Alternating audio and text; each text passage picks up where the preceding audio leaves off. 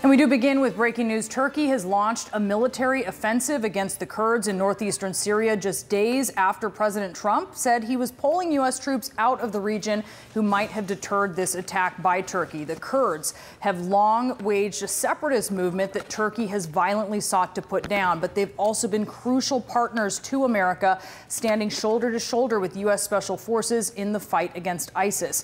Now those American forces are gone, and the Kurds are warning that the U.S. withdrawal has paved the way for their ethnic cleansing. Shortly after President Recep Tayyip Erdogan announced Operation Peace Spring on Twitter, warplanes from inside Turkey took off to strike their first Kurdish targets in northeastern Syria. Syrian Democratic Forces, comprised mostly of Kurdish fighters, reported airstrikes on civilian areas, sparking a huge panic and an exodus of people from the area. The Kurds say they are getting reports of civilian casualties from villages in this region, and Turkey says the operation is meant to drive out terrorists, which is what they call the Kurds, a key U.S. military ally, or maybe a former military ally.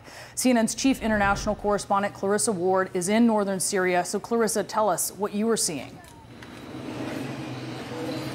So, Brianna, we were right on the outskirts of the town of Ras Al Ain in the aftermath of those first wave of strikes coming from Turkish artillery. We believe we saw thick black plumes of smoke of at least 6 different strike targets. The air was just thick with that smoke. There was a fire, also apparently a cotton factory that had caught fire after being hit by a strike. And then what we saw was this just overwhelming wave of civilians trying desperately to get out of this town, fearful for their lives. The streets choked with traffic, cars with mattresses strapped to roofs, women, children in the back of flatbed trucks. I approached some of them and asked them where they were going, and they told me simply, Brianna, we don't know where we're going. We don't know where it's safe. They have no sense of the scope and scale of this Turkish operation. We're hearing that at least 4 different towns were targeted as a part of the first wave of this Turkish military operation. Kurdish authorities are also saying 1 civilian has been killed, 7 injured, including 2 children. And the question that everyone is asking is what next and where next? And this is a vast area, Brianna. You're talking about a 200-mile swath of territory along that border, making it very difficult for civilians to know where exactly they should head to next. But a palpable sense of fear and concern here. A lot of Kurdish people had dared to hope that perhaps President Trump would change his mind, that perhaps the U.S. would intervene and avert this from happening. But now it's clear this Turkish military operation is underway, and it's clearly going to be bloody. Brianna? And Clarissa, Kurds control prisons that house thousands of ISIS fighters, and they're warning they may have to abandon them. What could happen? Well, this is one of many potentially problematic scenarios, and this is why European allies of the U.S. are troubled, as well as the Kurds. The reality is we saw waves of vehicles filled with Kurdish fighters leaving their various bases and heading to the front line along the border to try to provide some resistance against this Turkish military incursion. Some of those fighters, presumably, are those among those who are guarding these ISIS prisons. We're talking about 12,000 hardened ISIS fighters. We're talking about tens of thousands of family members of ISIS fighters, many of whom are also deeply radicalized. And if these Kurdish fighting forces who are responsible for upholding the fortitude of those prisons are now being yanked to go to the front lines, it is not unreasonable to speculate that you could see the resurgence of ISIS sleeper cells, that you could also see potentially prison breaks occurring, people escaping, and essentially radicals taking advantage of the security vacuum that many fear will be caused by this military operation. Brianna? Clarissa Ward reporting for us from northern Syria. Thank you. And the president is getting hammered for pulling U.S. troops out of northeastern Syria. It is a rare lawmaker, Republican or Democrat, who sees wisdom, be it great or unmatched, as the president said, in this move. Pulling U.S. troops from a low-risk, high-reward military operation that has been going on for years now, with few U.S. casualties and a lot of success keeping ISIS at bay.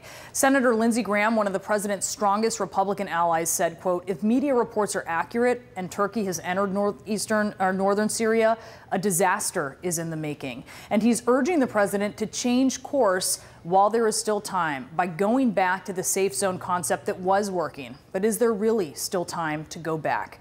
Retired Rear Admiral John Kirby is with us. He's our military and our diplomatic analyst. And first, let's just take a look, John, at the area where Turkey has launched this operation. Yeah, this is the buffer zone that they're trying to establish, Brianna. It's hundreds of miles long, goes all the way from the Euphrates River, and you can see the river here, to the Iraqi border. And what the Turks are saying is they want to create this zone from 18 to 25 miles deep inside Syria. Interesting, he talked about the prison. The Al-Hol prison camp is down here near the Iraqi border, well outside the zone.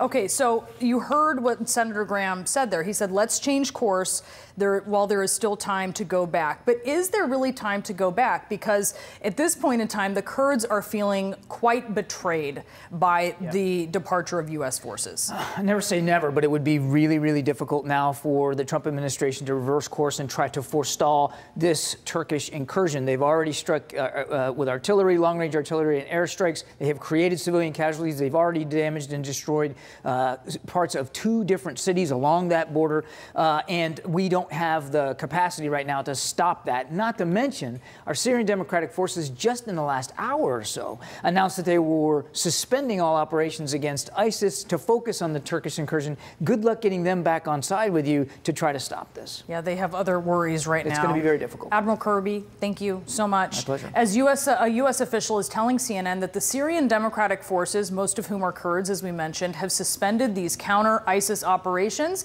as we just heard from John Kirby, because they're now embroiled in this battle with Turkey. Joby Warrick is a national security reporter for The Washington Post. He's also the author of Black Flags, The Rise of ISIS. Joby, they're focused right now on Turkey. These Kurdish fighters are. Could we, because of this, see a resurgence of ISIS? It certainly could, and there are 2 really big problems to worry about, and your correspondent alluded to both of them. One is the possibility of prison breaks or just a loss of control over these thousands and thousands of former ISIS militants and their family members. They're not in just one place. There are about 20 different locations around northeastern Syria.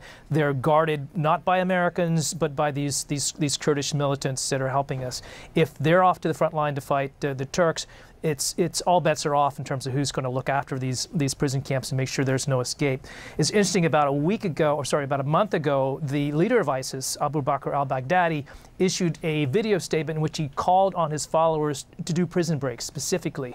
He's looking to get his people out because there are a lot of people in these prisons, and about 2,000 of them are foreigners. They're from other countries outside the region. Many of them are European. If they get out of the prisons, some of them will try to go home, and they're a big problem we'll have to deal with in the future. So this U.S. military operation in Syria is seen as a model of a light footprint strategy as opposed to huge military operations like we see in Afghanistan. What does this mean more broadly for U.S. military engagements that the U.S. is walking away from this? Well, you're right. This has been a very good partnership in the sense that there's been very few American casualties. Our partners, the SDF, the Syrian Democratic Forces, did pretty much all the fighting and dying in Syria. And we enabled them. We gave them air cover. We gave them intelligence. Some of our special forces people fought alongside them as essentially brothers in arms. And without that partnership, if that falls apart, the ability of the Americans to sort of leverage some kind of control over the security problems in eastern Syria, that goes away. And we know there is a significant ISIS presence still in the country, even though the caliphate has fallen. There are many cells. We just saw in the last 24 hours, there were 3 suicide attacks by ISIS on its former capital of Raqqa against SDF positions. So there's a real potential for an unraveling of the security situation and for a resurgence of ISIS in not just the prison camps, but across that part of Syria. And let me just ask you quickly, Joby, if that happens and the U.S. needs to go back in and keep ISIS at bay, could they expect to rely on Kurdish partners to really take the lead on that? Yeah. Would you expect to be able to ask these SDF fighters to ally with us again after this, as they see it, a very significant betrayal? And the answer is no. It's going to be very hard for us to get allies again, to get people from other countries to ally with us in fighting ISIS if it begins to come back. So this is a huge loss for us potentially. And that would mean U.S. troops. Joby Warrick, thank you so much.